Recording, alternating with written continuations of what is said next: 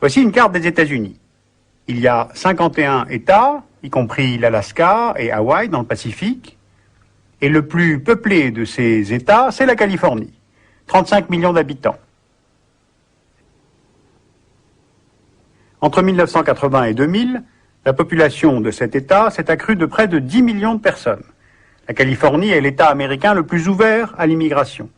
En 2002, 1 million d'immigrants arrivent légalement aux États-Unis. Eh bien, la Californie en accueille à elle seule 30%.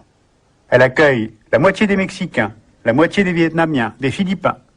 Los Angeles, au fond, est un petit peu devenue la nouvelle Ellis Island des États-Unis. La Californie est aussi le premier État américain par la puissance économique. Elle contribue à 14% du produit intérieur brut américain. Au fond, si elle faisait sécession, la Californie serait la 6e ou 5e puissance économique mondiale, proche du Canada ou de la France. Alors pourquoi une telle attractivité?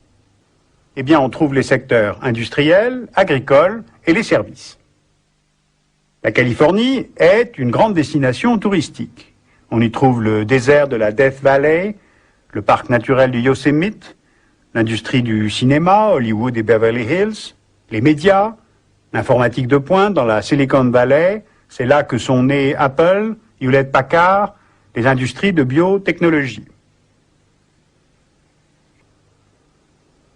Un cinquième de toutes les dépenses fédérales et privées en recherche-développement vont à la Californie, qui s'appuie sur un système universitaire d'excellence. On connaît de réputation au moins Berkeley et Stanford University. Et enfin, dans l'agriculture, aucun autre État américain ne produit autant en valeur. Fruits et légumes, les vins californiens de la Napa et Sonoma Valley, le coton, la luzerne, les élevages stabulés, les fameux feedlots qui sont de véritables usines à viande, une grande part de ces productions étant d'ailleurs exportées. Ce qui est d'ailleurs rendu aisé par le fait que les plus grands ports américains sont californiens. Los Angeles, Long Beach.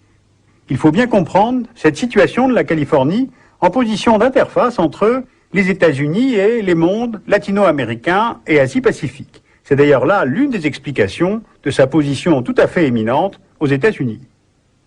Los Angeles est le premier port des États-Unis. Il a dépassé New York de 3 fois par le tonnage. Los Angeles est aussi la 3e porte d'entrée aérienne du pays, après Atlanta et Chicago. On connaît les 2 principales villes de l'État, la conurbation formée par les agglomérations de Los Angeles qui compte 17 millions d'habitants et celle autour de la baie de San Francisco qui regroupe, elle, près de 8 millions d'habitants. Voilà donc, résumé, l'expression du rêve américain.